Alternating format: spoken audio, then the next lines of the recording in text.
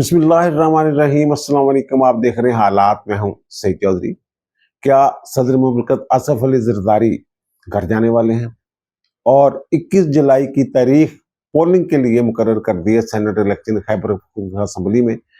क्या खैबर पख्तूनख्वा हुकूमत सेनेट के इलेक्शन रुकवाने में कामयाब हो सकती है? स्पीकर क्या किरदार अदा कर सकते हैं? लेकिन इससे पहले हम बात करेंगे भारत के deputy chief of army staff ने जो खिताब किया federation of Indian chamber of commerce and industry से। उसके बाद पाकिस्तान के मेन स्ट्रीम मीडिया पे और सोशल मीडिया पे बड़ा एक जश्न का समा है, खुशियां मनाई जा रही है कि जनाब उन्होंने इतराफ़ शिकस्त कर लिया, पाकिस्तान की बर्तरी मान ली है। उनकी जो गुफ्तगू है इसका दूसरा पहलू जो है वो भी हम आपके सामने रखेंगे। वैसे तो खित्ते में बड़ी तब्दीलियां आ रही हैं। पाक भारत जंग के बाद, ईरान इसराइल जंग के बाद रूस ने अफगानिस्तान की जो तालिबान की हुकूमत है उसको तस्लीम कर लिया है और उनके जो सफ़ीर असनाद लेके गए थे उनको कबूल कर लिया।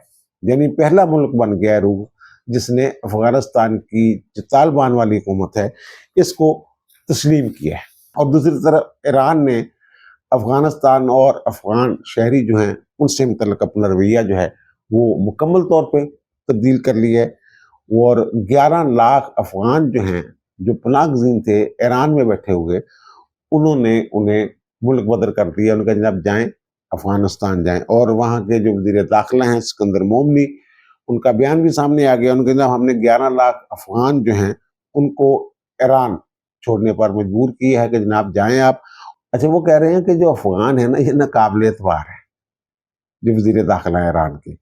वो कह रहे हैं इन पर हम मज़ीद एतमाद नहीं कर सकते और इतनी बड़ी जो तादाद है उनकी निगरानी भी नहीं की जा सकती। 11 लाख लोग जो हैं अफगान वहाँ, उनकी निगरानी कैसे की जा सकती है? और वो कहते हैं जब अब हम इनको ना अफगान जो है इनको अपनी सरजमीन पे मज़ीद बर्दाश्त नहीं कर सकते, हमने इनसे बहुत नुकसान उठाया है। ये जंग हुई है इसराइल और ईरान की, इस दौरान बहुत सारे लोग जो पकड़े गए ये उनके लिए काम कर रहे थे राह के साथ मिलके। बहुत सारी खबरें आपने सुनी होंगी, गिरफ्तारियां भी हुई हैं। बहरहाल उन्होंने जब 11 लाख बंदी ऐसी निगरानी नहीं कर सकते थे जाओ तो पाकिस्तान जनाब ऐलान करना रहता, कुछ लोग टुर जाते ने, कुछ लोग फिर वापस आ जाते ने, कभी रुक जाता जनाब उन्होंने इनखला जड़ा, कभी जनाब जरा तेज कर देंगे ने। और फिर जो खित्ते वाली मैं बात कर रहा हूँ कि बांग्लादेश और भारत के तल्लुकात जो है ना वो इंतहाई खराब हो गए हुए। इवन ये कि बांग्लादेश का दौरा करना था इंडियन क्रिकेट टीम ने, तो मोदी साहब ने कह दिया जनाब ने तुझे नहीं जाना, तो फिर उन्होंने वो सीरीज ही कैंसिल कर दी। और मीडिया जो राइट्स वगैरह दिए हुए थे उन्होंने इंडियन को, तो उनको उन्होंने आगाह कर दिया जो ब्रॉडकास्टर थे कि जनाब नहीं, अब ये सीरीज ही खत्म हो गई है और पाकिस्तान के मजीद करीब आ रहा है बांग्लादेश। ये तो मैंने बता ही दिया था कि जब सार्क की तरज पे पाकिस्तान, बांग्लादेश और चीन और दीगर ममालिक जो है कोई तंजीम बनाने जा रहे हैं। अब खबर ये है कि पाकिस्तान और भारत ने सी पैक, जिसको उर्फ़े आम में बेल्ट एंड रोड प्रोजेक्ट कहते हैं, उसमें शामिल होने की पेशकश की थी। और अब पता ये चला है कि उन्होंने बाज़ाब्ता तौर पे बांग्लादेश ने इस प्रोजेक्ट में शामिल होने की मंजूरी दे दी है। जो पेशकश थी उसको उन्होंने मंजूर कर लिया। अब जनाब आते हैं अब जो Indian deputy chief of army staff है राहल सिंह, उन्होंने जो खिताब किया है जिसमें हमारे जहाँ जश्न मनाया जा रहा है, वो जुमा के रोज उन्होंने ये खिताब किया था federation of Indian chamber of commerce and industry से। अच्छा, वो ये बात कर रहे हैं, एक तो ये कि जो शिकस्त की हजीमत है उसको वो कम करने की कोशिश कर रहे हैं। उन्होंने कहा है कि हमारा मुकाबला पाकिस्तान के साथ, सिर्फ पाकिस्तान के साथ नहीं, वो कह रहे हैं कि सरहद पे 3 मुल्कों के साथ हमारा मुकाबला था। एक वो कह रहे चीन, दूसरा तुर्की, और इसकी वजूहात भी बताते हैं। और वो कहते हैं कि जब हम जो रोस्ट हुए हैं इन तीनों के हाथों, वो कैसे रोस्ट हुए हैं, ये जो उनकी गलतियां थी, जो कमजोरियां थी, उनका वो इतराफ कर रहे हैं और बता रहे हैं। इसकी बुनियाद पे हम जनाब यहाँ ये जश्न मना रहे हैं। जनाब देखें, वो खुद तस्लीम कर रहे हैं कि जनाब हमें शिकस्त हो गई है, पाकिस्तान छाया हुआ था वगैरह वगैरह। एक तो उन्होंने वही बात की जो इन्फॉर्मेशन हम आपके साथ शेयर करते रहे हैं कि चीन जो है वो लम्हा बिलम्हा हमें रिपोर्ट कर रहा था, उनके ट्रुप्स कहाँ हैं, उनकी तंसीबात कहाँ है, यही बात उन्होंने की है राहिल सिंह साहब ने। वो कहते हैं कि चीन जो है वो लाइव बाखबर रखे हुए था पाकिस्तान को, एक एक पल की खबर जो है पाकिस्तान को दी जा रही थी। और फिर एक उन्होंने जो बात की कि पाकिस्तान और चीन जो है ये इतने गहरे इनके रवाबत हैं कि पिछले 5 साल का अगर रिकॉर्ड उठा के देख लें तो पाकिस्तान ने 81% जो असला है वो चीन से ली है। ये बात भी ठीक है उनकी। और वो कहते हैं कि जनाब जो चीनी है ना, उनका एक वहां है कोई असूल बनाया उन्होंने कि जनाब आधार की छुरी के साथ वार करो, दूसरे तो लेके चीज ना उनमें लड़ो। वो कहते हैं कि जनाब, यानी वो ये कह रहे हैं कि बजाय इसके कि जनाब खुद वो भारत के ऊपर हमला करता शिमाली सरहद पे, तो उसने ये सोचा कि पाकिस्तान के जरिए उसने ये वार करवाया। और कहते हैं जनाब उन्होंने फिर इस जंग में अपने हथियार जो हैं वो भी टेस्ट कर लिए। देखें जो चीनी असला है उसकी मांग में कितना इजाफा हुआ है, खास तौर पे उसका जो एयर डिफेंस सिस्टम है और जो उसके त्यारे हैं, जंगी त्यारे, उनकी मांग में किस हद तक इजाफा हुआ है ये सबको पता है। उनके हिस्से शेयर्स की कीमतें बढ़ गई हुई है। और फिर उन्होंने जनाब एक और मुल्क जो तुर्की की बात की कि तुर्की जनाब पाकिस्तान को उसने ड्रोन भी दिए, और ड्रोन देने के साथ साथ उसने जनाब माहरीन भी पाकिस्तान में भेजे हुए थे जो इन ड्रोन को चलाने का जो सारा मामला है वो कहने देख रहे थे। और फिर वो कहते हैं एक और चीज जिन्होंने की है, जो वो चीन वाली बात कर रहे हैं ना, ये आपको याद हो कि मैंने अपने एक विलाग में कहा था कि जब ये इनका राब्ता हुआ है उनके जो डायरेक्टर जनरल मिलिट्री ऑपरेशन है और हमारे डायरेक्टर जनरल मिलिट्री ऑपरेशन का, तो हमारे डायरेक्टर जनरल मिलिट्री ऑपरेशन ने उनकी जो तनसीबात और उनके जो ट्रूप्स हैं उनकी जो लोकेशन थी उससे आगाह कर दिया था। यही बात उन्होंने की है। उन्होंने कहा जनाब इस मीटिंग में ये बड़ी हैरानी की बात थी कि जनाब पाकिस्तान जो है वो मुकम्मल इंफॉर्मेशन रखता था और वो बता रहे थे जनाब फलां फलां जगह पे आपकी जो चीज़ें हैं उनको पीछे ले जाएं, हटा लें उनको। और फिर वो कहते हैं जनाब ये तस्लीम कर रहे हैं कि जो हमारा एयर डिफेंस सिस्टम है ना, ये पाकिस्तान की निस्बत हमारी सलाहियतें कम थी, और जो इलेक्ट्रॉनिक वारफेयर है उसमें पाकिस्तान बहुत आगे था। ये बातें वो तस्लीम कर रहे हैं। और वो कहते हैं जनाब ये जो सलाहियतें हैं इनको बढ़ाने के लिए इक़दाम की बात कर रहे हैं। और वो कह रहे हैं जनाब हमारे तो मामला ये था कि जो माहदे हुए थे, वैसे एयर चीफ भी ये बात कर चुके हैं उनके कि जनाब जो हमारे माहदे थे वही हमें सप्लाई वगैरह पूरी नहीं मिल रही थी।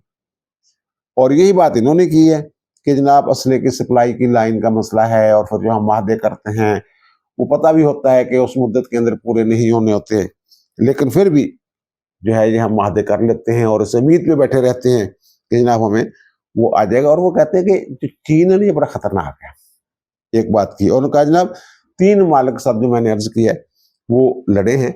अब उन्होंने, ठीक है उनका लबो लहजा जो था वो उस तरह दबंग नहीं था, लेकिन उन्होंने जो चीजें बयान कर दी हैं, अपनी कमजोरियां खुद बयान की हैं, उन्होंने इस जंग से बहुत कुछ सीखा है। वही बातें जो उन्होंने पहले बयान की है मैंने।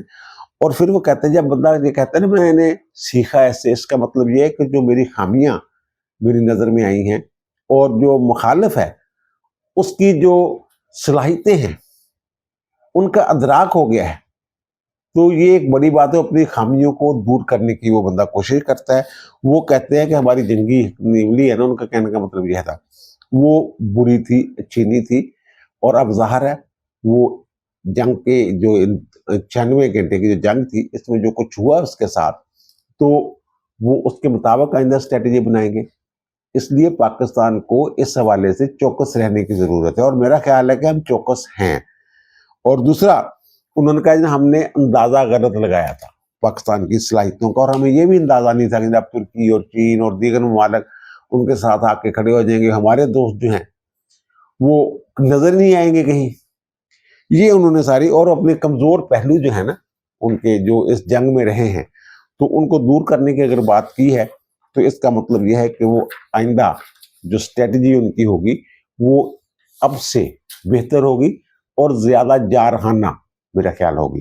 लेकिन सरदस्त तो वो कहा जा रहे, जो हमारे अदाद-ओ-शुमार बता रहे हैं, वो कह रहे हैं कि जब 3-4 साल तक जनाब उन्हें ਉਹਦਾ ਜਿਹੜਾ इंफ्रास्ट्रक्चर ਜਿਹੜਾ ਸੀ तबाह कर देता, उन्होंने बहाल कर दे उन्होंने काफ़ी टाइम लग जाना।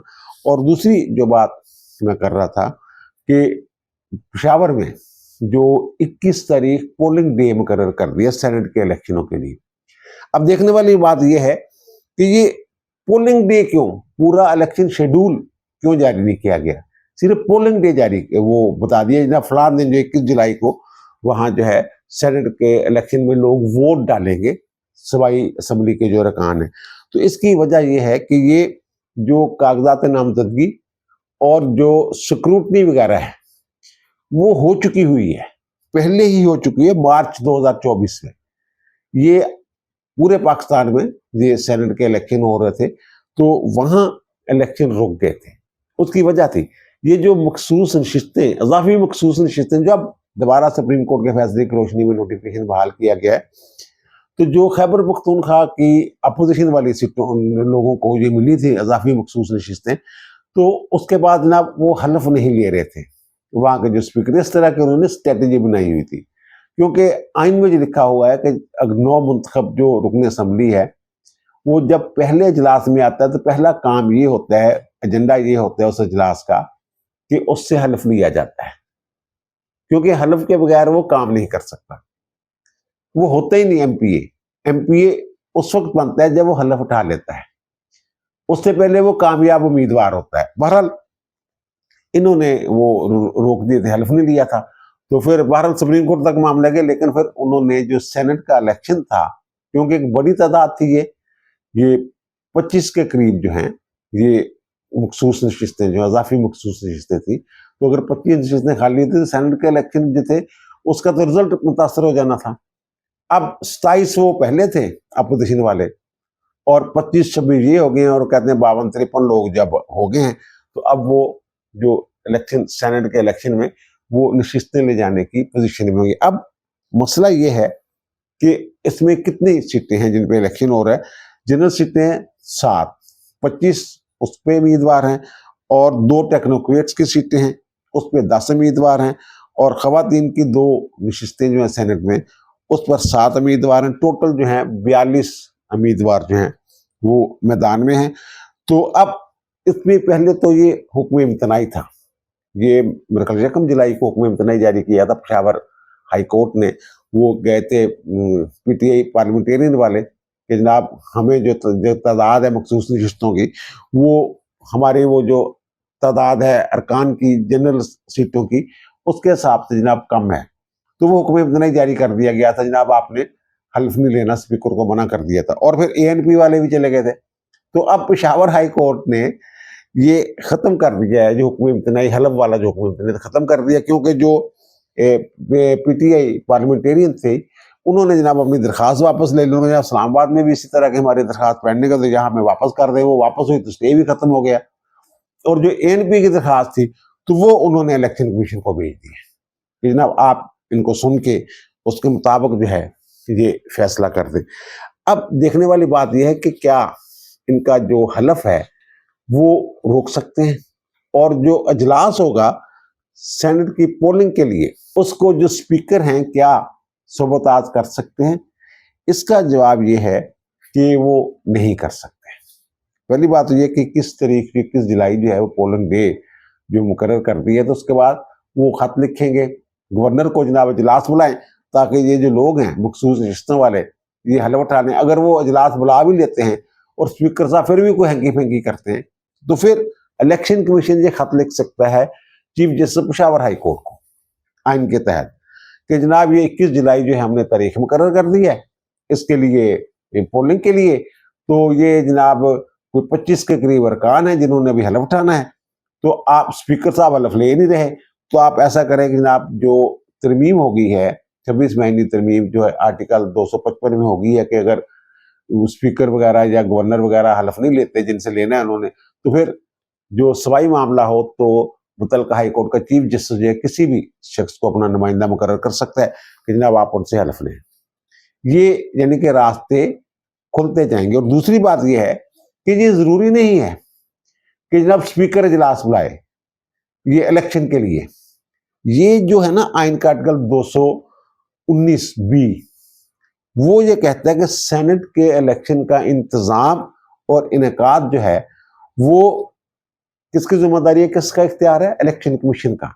अब इलेक्शन कमीशन चाहे तो फर्ज करे स्पीकर ताले लगवा देता है असेंबली को, हाल को, वो चाहे तो किसी भी जगह जो है उसको पोलिंग स्टेशन डिक्लेयर करके वहां कह सकते हैं जनाब आए वोट डालें। तो ये सबोताज नहीं किया जा सकेगा इस मरतबा जो मुझे नजर आ रहा है। 21 जुलाई को इलेक्शन जो है हो जाने, उसके बाद जो सेनेट अरकान हैं खैबर पख्तूनख्वा से, उनकी तादाद जो है ये पूरी हो जाएगी सेनेट में। और फिर दूसरी बात यह है कि खबरें ये चल रही हैं कि एक किस्म की खबरें चल रही हैं। एक ये चल रही है कि जनाब जो हमारे चीफ ऑफ आर्मी स्टाफ हैं फील्ड मार्शल आसम मुनीर साहब, आइन में तरमीम करके ना उनको सदर मुकर्रर किया जा रहा है, ये एक बात हो रही है। और दूसरी ये बात है, मैं शायद इस पर भी लाग ना करता, लेकिन बड़े बड़े सीनियर साफी जो हैं वो कहना शुरू हो गए हैं कि जनाब कुछ ऐसी प्लानिंग हो रही है कि जनाब आसफ अली जरदारी साहब जो हैं उनको सदारत के ओहदे से हटाया जा रहा है और इब्तदाई तौर पे काम भी शुरू हो गया हुआ है। क्या सदर को हटाना उनके ओहदे से इतना ही आसान है? पहले तो ये देखें ना कि सदर को हटाया कैसे जा सकता है। ये आइन का आर्टिकल है 47 ये कहता है कि सदर को किन सूरतों में ओहदे से हटाया जा सकता है। एक तो ये कि वो जिस्मानी और दिमागी तौर पे सदर के तौर पे काम करने के अहल ना रहे, नहल हो जाए, बीमार हो जाए इतने ज्यादा कि जनाब काम ही नहीं हो रहा, या दिमाग उनका जो हिल जाए कि जनाब वो सदर के तौर पे काम ही नहीं कर सकेंगे। और दूसरा ये कि आइन की खिलाफ वर्जी या कोई फाश गलती, बड़ी गलती करे ना, फिर उसको हटाया जा सकता है। अगर सदर जो है वो बीमार भी हो जाता है, ज़हनी तौर पे कह लें मजूर भी हो गया है,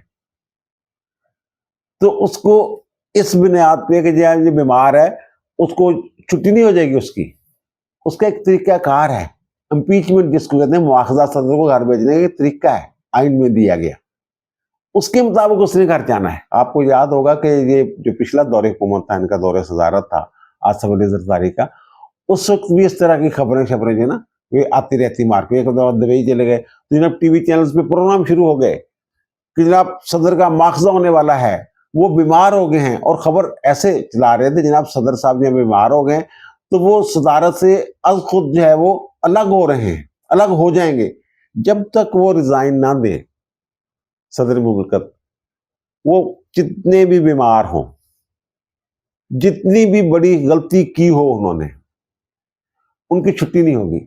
छुट्टी का जो तरीकाकार है वो 2/3 अक्सरियत से पार्लियामेंट ने उनको भेजना है मुश्तरका इजलास में, ऐसे नहीं हो जाना। और वो जो उनके खिलाफ इम्पीचमेंट की करारदाद है वही पेश करना जो है वो क्या कहते हैं जान जोखिम में डालने के बराबर है।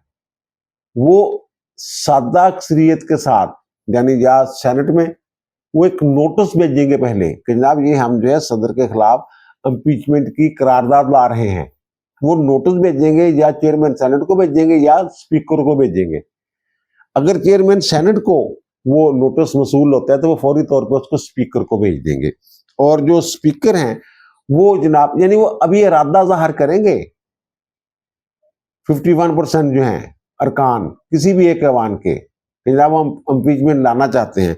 फिर वो जो है उसमें वो जो इल्ज़ाम है उनके ऊपर, सदर के ऊपर, जब बीमार है सदर, ज़हनी तौर पर ठीक नहीं है, कोई आइन की खिलाफ वर्जियाँ कर रहा है वगैरह वगैरह, फिर वो वहां जाएगा। और फिर जो चेयरमैन सेनेट है, अगर चेयरमैन सेनेट में जाता है तो वो स्पीकर को भेजेंगे, और स्पीकर साहब जो हैं वो उसको 3 दिन के अंदर अंदर सदर को नोटिस भेज देंगे। और फिर 7 दिन से लेके 14 दिन के दरमियान, 7 दिन बाद 14 दिन के अंदर अंदर जब वो मुश्तरका इजलास बुलाया जाता है पार्लियामेंट का, सेनेट का और कौमी असम्बली का, और उसके बाद ना सदर साहब जो है उनको यह हक है कि वो खुद पेश होकर अपनी सफाई में जो कहना चाहें, या कोई नुमाइंदा मुकर्रर कर सकते हैं। तो उसके बाद वोटिंग होती है, और 2/3 अक्सरियत अगर ये जो करारदाद है उनकी इम्पीचमेंट की उसको मंजूर कर लेती है, तो फिर जो है सदर जो है वो घर चले जाते हैं। अब ये जो खबरें चल रही हैं, मैंने पता किया मुस्लिम लीग नून के एक बड़े जुम्मेदार आदमी हैं उनसे, कि अब ये तो उन्होंने कोई मिलती जुलती बात कर दी इससे, ये जो चल रही है खबरें। मैंने कहा यार ये फिर इसका मतलब है कि खबरों से बहुत मुतासर होने वाले लोग हैं, ये जो बड़े बड़े लोग जो हैं ये, मैंने कहा आप कैसे कह सकते हैं? उन्होंने कहा ना फलां साहब ही कह रहा है। मैं कहा मैं थोड़ा तो पूछ रहे हैं ਤੁਸੀਂ ਕਿ ਸਾਫੀ ਦਾ ਨਾਮ ਲੈ ਲਓ, ਸਾਫੀਆਂ ਦਾ ਤੇ ਇਹ ਹਾਲ ਹੈ। ਇੱਕ ਅਵਾਰਡ ਯਾਫਤਾ ਸਾਫੀ, ਉਹਨਾਂ ਦੀ ਜਨਾਬ ਖਬਰ ਚੱਲਦੀ ਰਹੀ ਪਿਛਲੇ ਦਿਨਾਂ 'ਚ, ਔਰ ਆਪਣੀ ਖਬਰ ਤੇ ਜ਼ਿੱਦ ਰਹੇ ਹੋ कि जनाब इधर स्क्रीन शॉट लेके रख लो कि जनाब जो इमरान खान है, ये जनरल बाजवा जो है, जनरल बाजवा की कह रहे ने, की कहते ने, सारा कुछ बाजवे से पाया कि जनरल बाजवा को पीटीए का वो जनाब वो मुकर्रर करने वाले हैं सरबरा, और फिर वजारत उज़्मा का उम्मीदवार। पता ही नहीं कि जो ये मुमकिन ही नहीं है उन्हें अंदर जाना बाजवे ने सियासत शुरू करके। ये 2023 में जो आर्मी एक्ट में तरमीम हुई थी, उसमें ये कह दिया गया है कि जनाब भाई साहब जो हैं, जो हसास होतों में बैठे हो गए हैं, हम जिम्मेदारियां जिन्होंने भाई हुई है फौज में, वो 5 साल तक सब्जेक्ट टू आर्मी एक्ट रहेंगे। वो 5 साल तक सियासत में हिस्सा ही नहीं ले सकते। अगर वो सियासत में हिस्सा लेंगे या इलेक्शन लड़ेंगे तो फिर जनाब उनको 2 साल कैद भी हो सकती है और 5 लाख रुपया तक जुर्माना भी हो सकता है।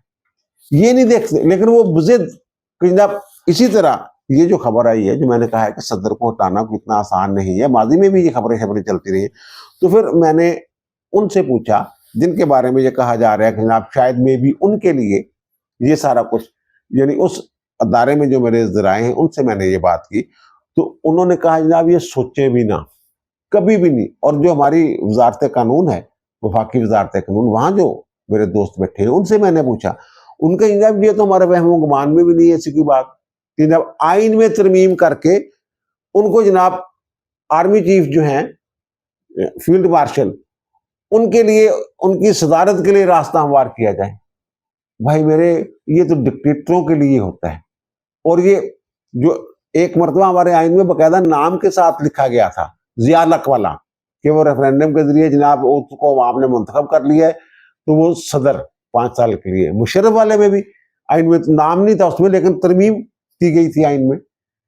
और ये क्या, ये फौजी डिक्टेटर, और ये जो इमरान खान खुद कहते हैं सुपर किंग, के बाद जो सुपर किंग था, तो वो अगर सुपर किंग है तो वो क्यों सदारत संभालेगा? वो तो पहले ही सदर से ऊपर है बकौल इनके अमली तौर पे, तो वो क्यों संभालेगा? और दूसरा ये कि आसफ अली जरदारी साहब जो हैं, उनको ये लोग इजी ले रहे हैं। आसफ अली जरदारी साहब किसी सूरत में, मैंने कहा ना, सिर्फ रिजाइन करें या फिर इम्पीचमेंट का सामना करें, 2 सूरतें हैं सदर को हटाने की। तो आसफ अली जरदारी जो भी हो जाए कभी रिजाइन नहीं करेंगे, इनको अंदाजा ही नहीं। उनके साथ अगर कोई कमिटमेंट होती है तब भी नहीं करेंगे। और फिर 2/3 अक्सरियत कैसे लाएंगे? ये इनके पास 2/3 अक्सरियत है, इनके पास तो नून लीग के पास तो सादा अक्सरियत नहीं है अकेली जमात के पास। और नून लीग इस पंगे में क्यों पड़ेगी? वो क्यों वादा खिलाफी करेगी? जो एक डिजाइन हुआ था हुकूमत का इलेक्शन के बाद, 2024 वाले जो इलेक्शन हुए हैं उसके बाद जो इन्होंने फैसला किया था उसके मुताबिक ही चलना है। ये सारी अफवाहें, ये जो है ना, आपके बेयकीनी की सूरत पैदा करने की एक कोशिश की जा रही है। मैं और एक साहब मुझे कह रहे थे कि जनाब आपको पता नहीं, ये जब गए हैं ना आसम मुनीर का, आपको पता नहीं, बड़ा गहरा आदमी है, तो वहां जनाब ट्रंप से ये मामला तय करके आया कि जनाब मैं आइन में तरमीम करूंगा और सदर बन जाऊंगा। इन लोगों को पता ही नहीं। और फिर ऐसी बातें हो रही हैं कि जनाब पाकिस्तान जो है ये चाइना को छोड़ के अमेरिका के साथ मिल गया है, ट्रंप के साथ। जनाब ऐसा नहीं है, ये मैं पूरे वसूख के साथ आपको बता रहा हूं। हर जुम्मेदार जो लोग हैं, ये अमूर खारजा के हवाले से, उनके हवाले से बता रहा हूं कि ये जो अमेरिका के साथ हम मोहब्बत की पींगे बढ़ा रहे हैं, ये चीन की रजामंदी के साथ, उनकी मुशावरत के साथ ये सारा कुछ हो रहा है।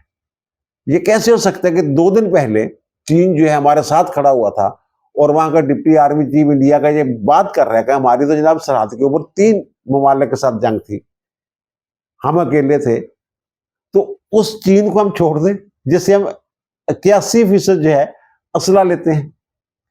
ये सारे पता नहीं बस किसी के दिमाग में जो है ना ख्वाहिशात को खबर बना के पेश करने वाली बात है। आप भी इधर हैं, मैं भी इधर हूं, और जरदारी साहब भी इधर ही है। खुदा न खास्ता कोई ऐसा कोई सानिया पेश ना आ जाए, वरना आसफ अली जरदारी ना इस्तीफा देंगे, ना ही उनकी जमात और आसफ अली जरदारी जो हैं ये कबूल करेंगे कि जनाब कि इम्पीचमेंट आ जाए और फिर 2/3 अक्सरियत के साथ आईनी में कुछ ऐसी तरमीम कर ली जाए, ये नामुमकिन हैगा। और फिर जो कहते ना पानी का कोई मसला थी, ओदा मसला थी, ये मसला वो मसला, वो भाईजान पीपल्स पार्टी तो ज्यादा पीपल्स पार्टी तो बाद शामिल हुई है। उत्थे ਜਿਹੜੀਆਂ ਇਲਾਕਾਈ ਜਮਾਤਾਂ ਉਹਨੇ ਉਹ ਨਹਿਰਾਂ ਦਾ ਰੌਲਾ ਪਾਇਆ ਸੀ, ਔਰ ਤੁਸੀਂ ਘਬਰਾ ਕੇ ਨਹਿਰਾਂ ਤੋਂ ਇਨਕਾਰ ਕਰਤਾ, ਤੇ ਉਹਦੇ ਜ਼ਰਦਾਰੀ ਨੂੰ ਤੁਸੀਂ ਲਾ ਕੇ ਨਹਿਰਾਂ ਬਣਾ ਲੋਗੇ, ਉਹ ਬਣਾਉਣ ਦੇਣਗੇ? ਚੈਨ ਨਾ ਸੋਵੋ, ਜ਼ਰਦਾਰੀ ਸਾਹਿਬ ਆਰਾਮ ਨਾਲ ਸੁੱਤੇ ਪਏ, ਕੋਈ ਟੈਨਸ਼ਨ ਨਹੀਂ ਹੈਗੀ, ਔਰ ਉਹਨਾਂ ਦੀ ਜਮਾਤ ਵੀ ਆਰਾਮ ਨਾਲ ਸੁੱਤੀ ਪਈ ਹੈ, ਔਰ ਹਕੂਮਤ ਵੀ ਸਾਡੀ ਆਰਾਮ ਨਾਲ ਸੁੱਤੀ ਪਈ ਹੈ ਇਸ ਤਬਦੀਲੀ ਦੇ ਹਵਾਲੇ ਨਾਲ। ਇਹ ਸਿਰਫ बस ਐਵੇਂ मैं उनकी अगे अर्ज करा। अब दीजिए मुझे इजाजत, दोबारा मुलाकात होगी नए इलाके के साथ। अल्लाह ताला आप पर, मुझ पर, हम सब पर मेहरबान रहे। अल्लाह हाफिज।